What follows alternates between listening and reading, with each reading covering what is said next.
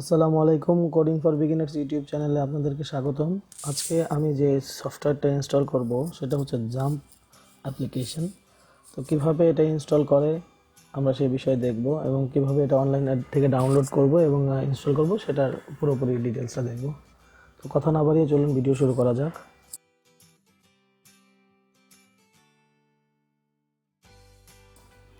প্রথমে আমরা ব্রাউজারটা ওপেন করে সার্চ বারে লিখব XAMPP Xampp DOWNLOAD download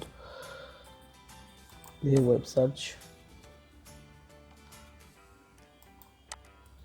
apache-friends.org এটা হচ্ছে জাম্পের অফিসিয়াল ওয়েবসাইট, এখান থেকে ডাউনলোড করে নিব। জাম্প ফর উইন্ডোজ, যারা উইন্ডোজ অপারেটিং সিস্টেম ইউজ করে তাদের জন্য। Jump for Linux operating system এবং ওএক্স অপারেটিং সিস্টেম যেটা ম্যাকের সেটা। তো আমরা এখান থেকে পিএইচপির যে ভার্সন আছে লেটেস্ট ভার্সন সেটা আমরা ইনস্টল করতে পারবো 7.3.3। ডাউনলোড 64 বিট, এখানে দেওয়ার অপশন রয়েছে। সাইজ হচ্ছে 146 MB। তো আমরা ডাউনলোড 64 বিট দিয়ে দিব। আর একটা পেজ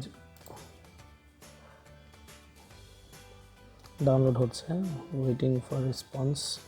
যখন এখানে সেভ আসবে তো অটোমেটিকলি সেভ দিয়ে দেব। এই একটু সময় নেবে ডাউনলোড, যার ব্যান্ডউইথ স্পিডের উপরে নির্ভর করবে ডাউনলোড কতক্ষণ লাগবে। তো আমি অলরেডি এটা আগে ডাউনলোড করে রেখেছি, যার কারণে এখন আর ডাউনলোড করছি না। আপনারা অবশ্যই ডাউনলোড করবেন, সম্পূর্ণ করবেন।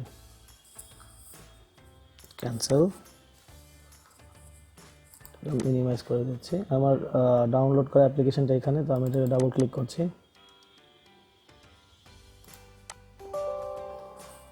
অবশ্যই ইয়েস দিয়ে দেবেন।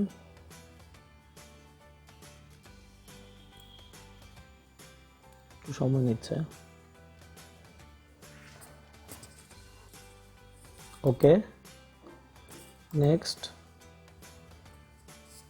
এখানে আমরা কোন কোন কম্পোনেন্টগুলো ইনস্টল করব সেটার জন্য আমাদেরকে কাস্টমাইজেশনের একটা অপশন দিয়েছে। তো আমরা সবগুলোকে ডিফল্ট আকারে যেগুলো থাকবে ঠিক সেগুলোকেই করব, আর এখানে কোনো চেঞ্জ করার কোনো প্রয়োজন নেই।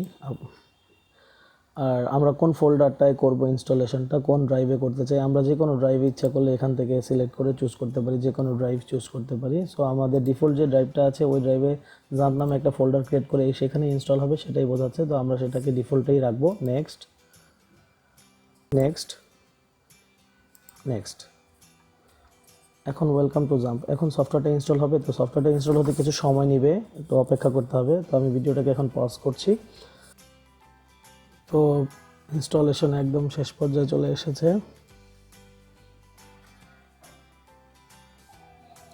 ইনস্টলেশন সম্পূর্ণ হয়ে গিয়েছে।